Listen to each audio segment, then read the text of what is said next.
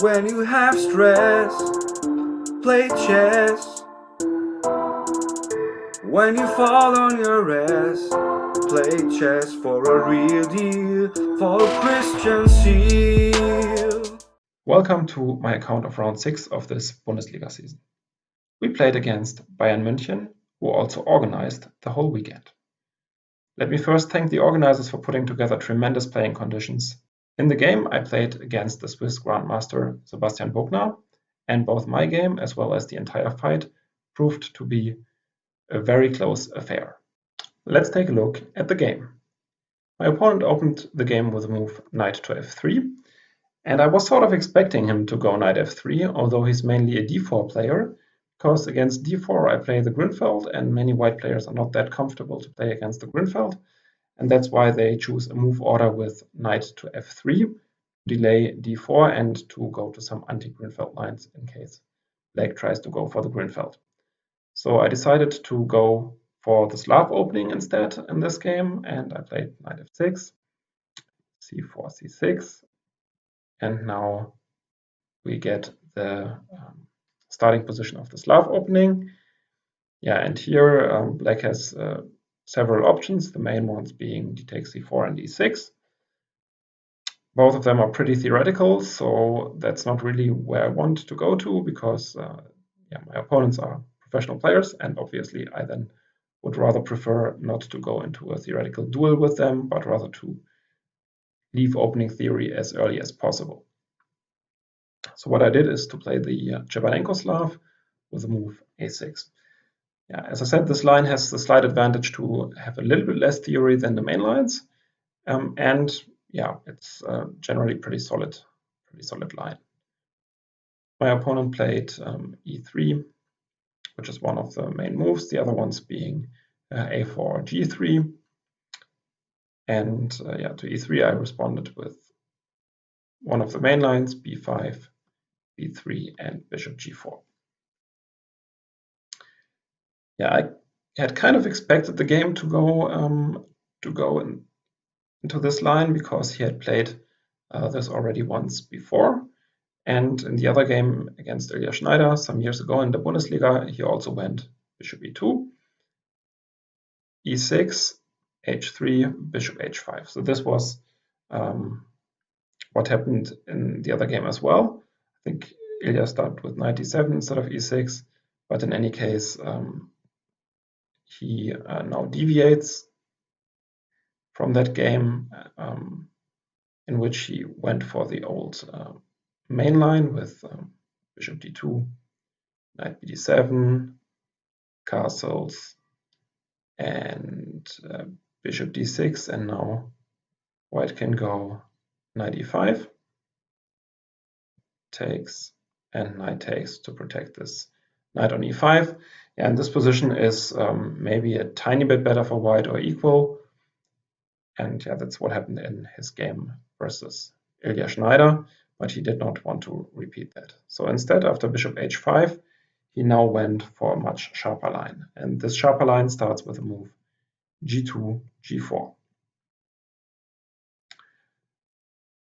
Yeah, after g4, I'm of course forced to go back to g6, and he went for knight e5. So this line is theoretical as well, and I did not really expect that to happen. But just in case it happened, I had looked a little bit into the line, and in particular, I tried to follow games by Luke McShane. Luke is also a player who is, I think, not a full-time chess player, and therefore also does not like to go into very theoretical lines, and therefore also likes to play this Chebanenko Slav from time to time. So I took him as a role model here, and played bishop b4, bishop d2, takes, and knight to e4. And indeed, in one of his games, the opponent also played rook to c1. And it turns out that my opponent was also still in book, so he still had analyzed this position a couple of months ago.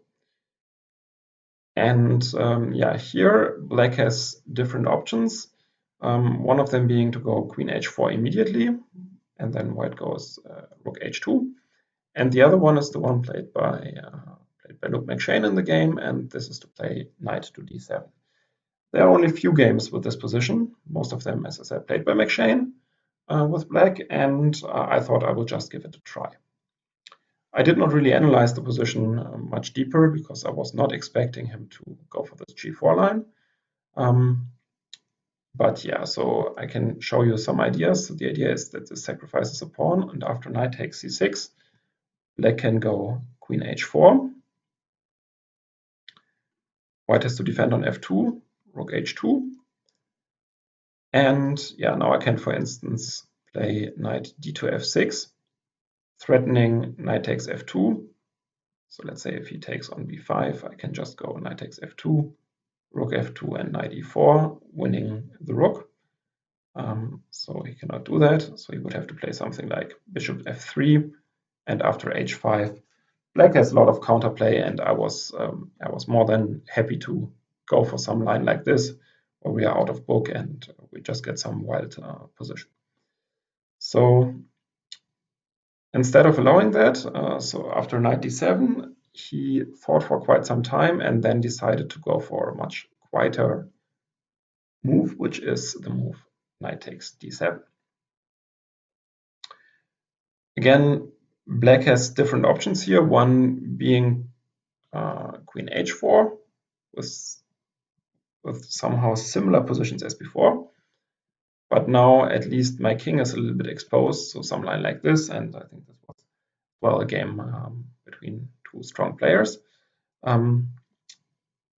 But yeah, after knight d7, I felt the most natural move, and I still think this is true, is just to take back with the queen on d7. And yeah, now he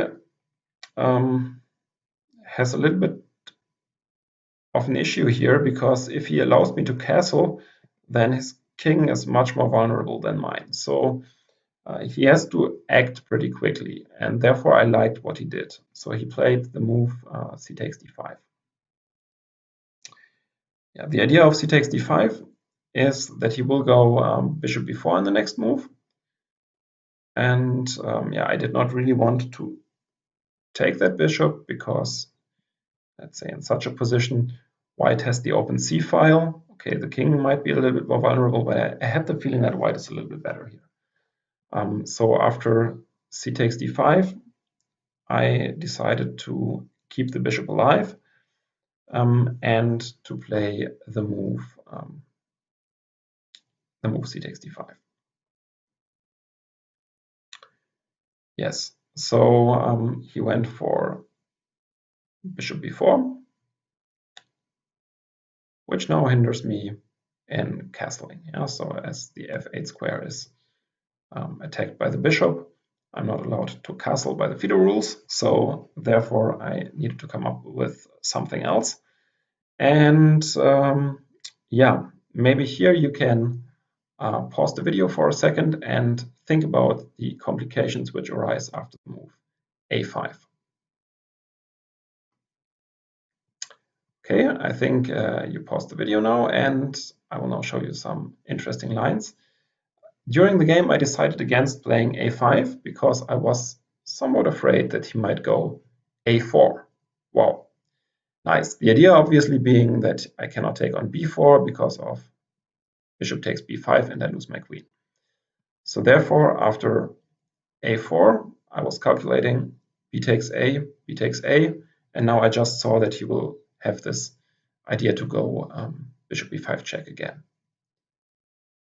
However, now the computer gives a very interesting line just to go back with knight to d6, at the same time protecting the square b5 and preparing to go for short castle.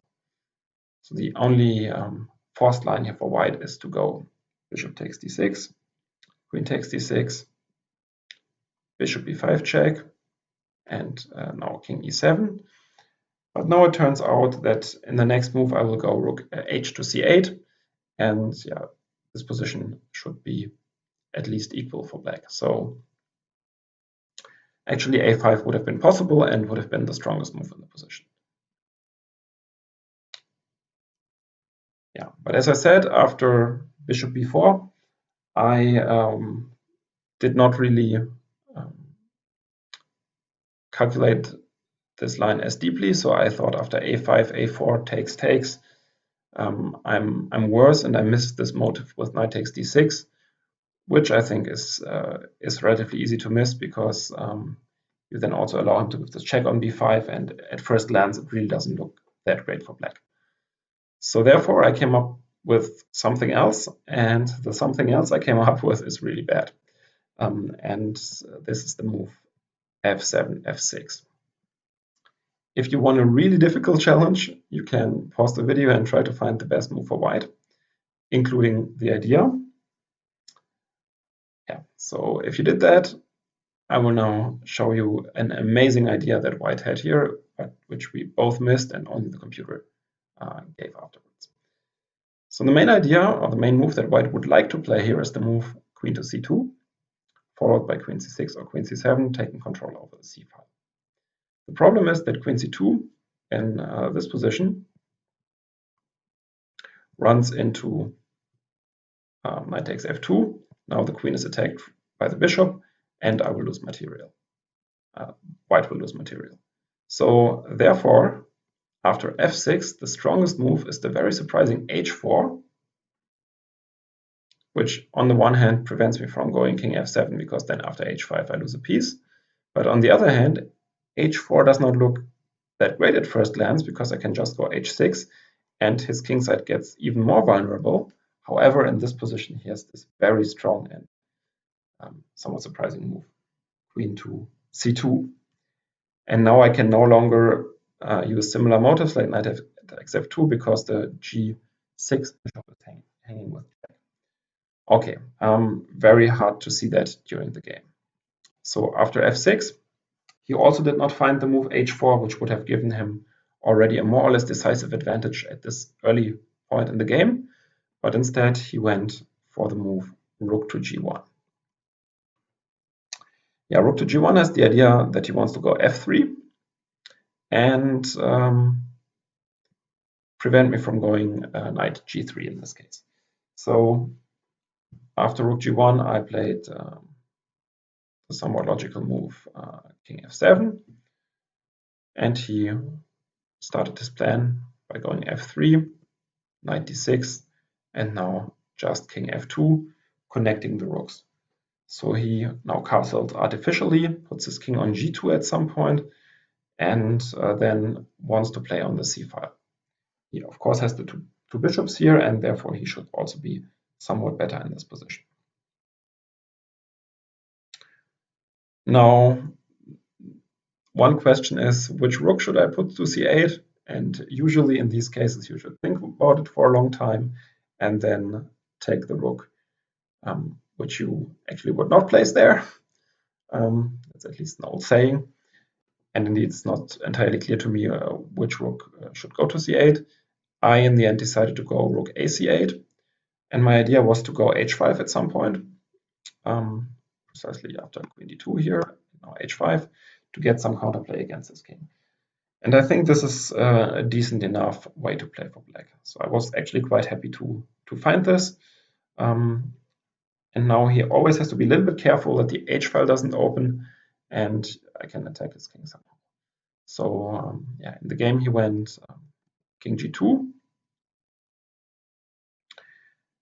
Yeah, and now maybe I could have taken immediately on h4, but I decided to go knight b7 first, hinting at the possibility to play a5 at some point, and also now freeing my queen for potential sidesteps to c7. So I might play h takes g and rook c7 at some point, and then if he exchanges, I can go queen c7 and maybe queen h2 check.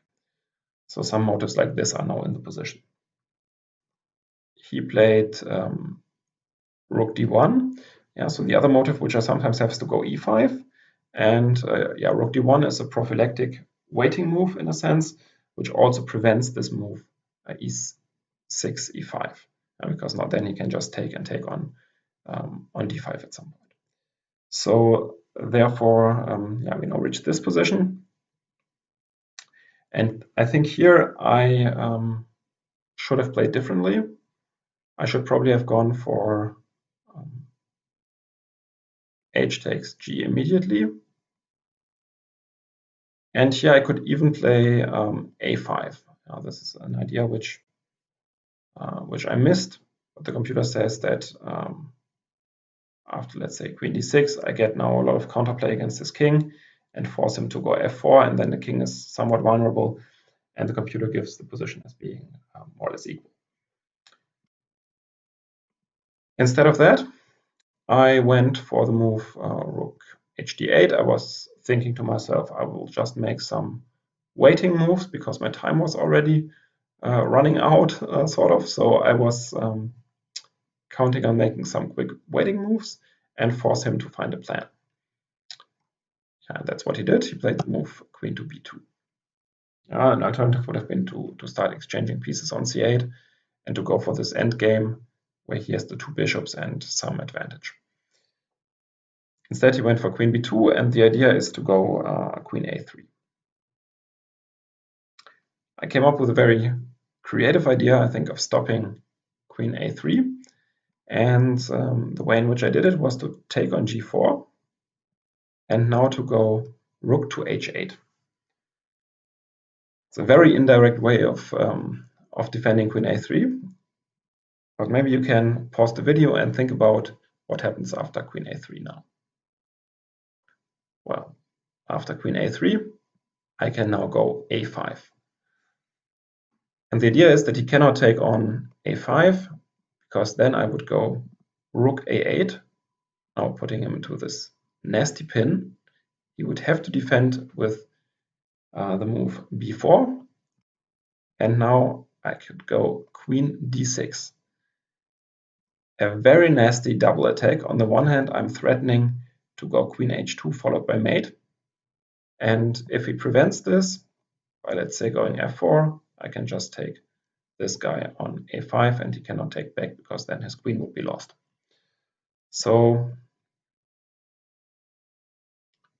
note that you can also not go rook c7 check, because then I can just take the rook followed by taking the queen, and I'm just a rook up. So this h takes g and rook h8 was, I think, pretty creative, and avoided that he can go queen a3 in this position. I was decently happy in the position. I left the board and I thought, okay, maybe I can go rook c7 next move, with the idea that in case he takes on c7, I have again queen takes c7, threatening to give queen h2 followed by mate again. Therefore, I was decently happy, and then he played a very strong move. So the next move by him is very good, and it's the move bishop to e1. Bishop to e1, the idea is to bring the bishop to g3. So in all of these lines that I mentioned, I will never have this motives to give a check on h2 again. And that's why this is a very good move, regrouping this bishop. Anyway, the bishop was not attacking my knight anymore, so it didn't really do very much on b4. Plus, this gives a lot of king safety after bishop g3. Yeah, and now I went a little bit into hustle mode, and I thought, okay, I will go f5 and attack his king. And strangely enough, I did not calculate the most natural reply by him, which is g takes f. What happened in the game? Somehow I was counting on him playing g5, and then I had some crazy lines in my head, like going f4, e takes f, and e5, now threatening queen h3 and giving mate. And if he goes bishop g3, I can go e4, and now my knight will jump to d6, come to f5, also attack, and I will somehow mate him. This was my emotional state after f5. But of course, he's by no means forced to go g5, or to actually allow me to go f takes g, because that would also be pretty bad for him, because this would liberate the square on e4 for one of my pieces. But he has the strong and honestly pretty obvious continuation, which is g takes f5. So when g takes f5 was on the board, I was a little bit deflated and played bishop takes f5. But at least I now freed my position a little bit at the cost of having a somewhat bad pawn structure now with 3 pawn islands against white, who only has 2 pawn islands, which is a structural advantage for white. He played bishop g3. And yeah, now I realized that I cannot really do that much anymore. And I went for an exchange of the rooks. Yeah, so my idea was, okay, I will just exchange the rooks and suffer in this endgame for some time. Yeah, and I think this is the point at which he should have been more patient, and he should have played a move like king to f2, protecting the e3 square and asking me what I want to do. Instead, he chose a very direct approach, and the approach he chose was to play the move a4. I have to be honest, I did not think about this move at all. But when I saw it on the board, my immediate reaction was joy somehow, because I had the feeling now I have concrete targets to play against. And yeah, then I started calculating and used up much of my remaining time. So I think the main goal that he reached with playing a4 was to get me short on time. Yeah. So maybe you can also now try to calculate the best sequence of moves for black from here. All right, I hope you found it. And it's actually what I played in the game, which is just to take on a4, b takes a, and now to go knight a5. Very strong move. Because the following sequence actually works for me. So he now played the move bishop takes a6, which looks to be winning at first sight, but he could have also played something else, probably like king f2, which might have been stronger actually than what he did in the game. But in any case, he went for bishop takes a6, which is the most forcing line. Now I played, exchanged the rooks and played the move queen takes a4, allowing him to give a check on c7, king g6. Maybe it's even stronger for me to go king g8, but yeah, actually this would have been slightly better, because it would not block my bishop here, which will be an important motive later on. So I should have probably played king g8 in this position, bishop e5. Yeah, and I think this is the position which he was aiming for when he played a4, but I had calculated this entire line, and I had seen that after bishop e5, I have the move queen c2 check, exchanging queens.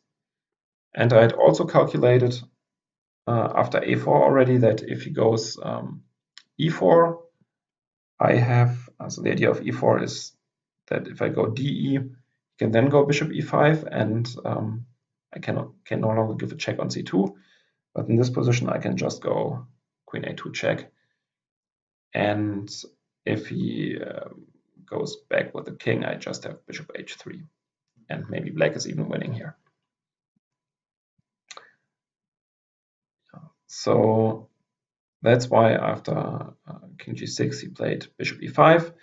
And I thought, well, the game is over, and we're just going to shake hands in a few moves and agree on a draw. Queen c2 check, king g3, queen takes c7, and bishop takes c7. At this point, I had probably around 3 or 4 minutes left for the next 5 moves. And yeah, now I committed a pretty serious blunder. The thing is, I was too relaxed, I think, at this point, because I thought, okay, I managed to exchange the queens, so right now it's just a simple draw. If my king was on g8 in this position, actually, instead of g6, then it would be a very straightforward draw. By putting the king on g6, I now force myself to see the trick he has, and I failed to see that. So I could now pretend to have seen all of this and then just miss that the endgame is lost somehow. But the simple truth is that I did not see what was coming, and yeah, I should keep it real, not to lose my chess street credibility, and admit that I completely missed his next move. Well, actually, the best move for me would have been to just go knight b3, and then in a practical game, I think this should lead to a draw. The best chance for white would probably have been to go king f2 and try to make this knight look silly. There are some computer lines which Carsten Müller analyzed, and he comes to the conclusion that this will lead to a draw in the end as well. So still after knight b3, it's still black who has to make some precise moves, definitely. So that's why after bishop takes c7, I thought, okay, why should I go knight b3? This looks so unnatural. The first move that I calculated was knight to c4, and then I realized that this move loses because of takes, and e4, and I lose the bishop. Again, note that my king on g8, and the position would just be a draw. So then I thought, okay, knight c4 doesn't work. Knight b3 looks slightly strange. It's probably going to draw somehow, but I didn't want to go into that line. And then I decided to go for knight to c6, which is the losing blunder in the game. Maybe as a small exercise, can you find out why this move is bad? All right. So my opponent found this as well and played immediately the move bishop b7, and this was actually a trap which he had prepared. And he also thought that if I go knight b3, the game should end in a draw. He still wanted to make some moves, but he also thought that the most likely outcome would be a draw. But after knight c6, this bishop b7 trick works, and the idea is that knight e7 is now followed by the move e4, and he wins my bishop and f5. That's not the end of the story, because I can take, and go king to f7, now forcing him to take the bishop. Takes, knight takes, king f4, and knight takes d4.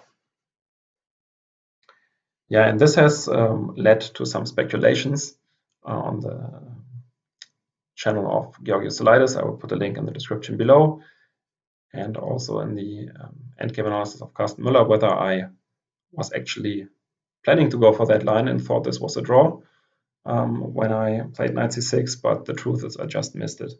And then when I arrived here, I thought maybe this is still a draw, but I definitely didn't go for this. So yeah, keep it real. He played king e5, attacking my knight, knight f5, and bishop c8. So the problem is that I immediately lose one of the 2 pawns on e6.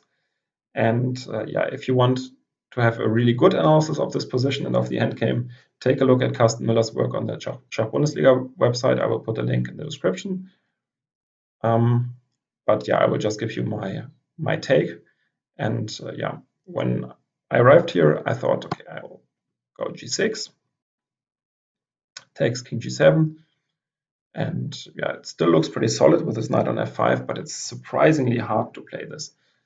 And in general, a position with 2 bishops against a knight is lost for the side of the knight, which is kind of surprising, but 2 bishops are like really, really strong in endgames, and the knight is very vulnerable and should always be close to the king in order to be safe. So during the game, he played bishop d8, bishop d7, bishop g5, now cutting off my king. So h6 square is no longer available. Bishop c1, putting me into a mild Zugzwang. Bishop h6. And here probably it's my last chance to play on, at least according to Carsten Müller, who's the expert in the endgames. So I should have played the move g5 And after bishop takes g5, I should have played knight to h5, followed by knight to g7, and then a long theoretical endgame and choose which white should win. But yeah, this is not as easy for white to win as the position after the move I played, which is the move to g8, because now just went check and bishop f8. Yeah, and my pieces are like really awfully placed. If I go something like knight h5, I think again I have issues with Zugzwang again. Some lines like this maybe, and yeah, I will lose the g6 pawn and my king is still very exposed. So after bishop f8, I went for g5, but this doesn't work at all. It's probably the final mistake in the game, and he played king f6, check, king f7, and now he just threatens to go bishop f5 check, followed by bishop g7 mate. I played knight g3, bishop g4, bishop h6, another waiting move, putting me to Zugzwang again, bishop g7, and yeah, at least I allowed him to mate me by playing the move knight to f5. Any other knight move would also lead to bishop f5 and mate, and he played bishop f5. Knight f5, bishop f5, mate. Well, this was somewhat frustrating loss, of course, because first of all, I had some chances in this tactical middle game, and secondly, I felt that after knight b3 instead of knight c6, I would probably have held the game. I was somewhat relieved that at least this did not decide the match. So we lost the match 5-3. It was a pretty good match by our team, but we lost 5-3. So I was kind of relieved that at least this half a point that I let slip did not contribute to the loss of the team. Well, after the game, there was a guy from the Süddeutsche interviewing us. So we were analyzing the game, and he came and interviewed us. And the first question he asked me is, if the difference in ELO rating made the difference in the result. And yeah, then he asked another question like this, so how I feel after such a loss. And this actually made me laugh. So I think in former times I would have been really, really upset at the guy. But I think he was just genuinely interested and asked these questions. So I felt somehow good about myself that I was able to control this anger and actually give him decent answers. And yeah, in the end, I was of course happy that some bigger German newspaper covers chess at all, and I think in general this is very positive. And then it's not a big deal to endure one or two unpleasant questions after a lost chess game. Well, that was my take on the two games from the third Bundesliga weekend, and I'm now looking forward to play the fourth weekend in Aachen. As always, next week I will make a preview video where I will tell you more about it. Thanks a lot for watching this video. If you like the channel, if you want to support the channel, please leave a like, leave a comment if you want, and see you soon. Bye bye.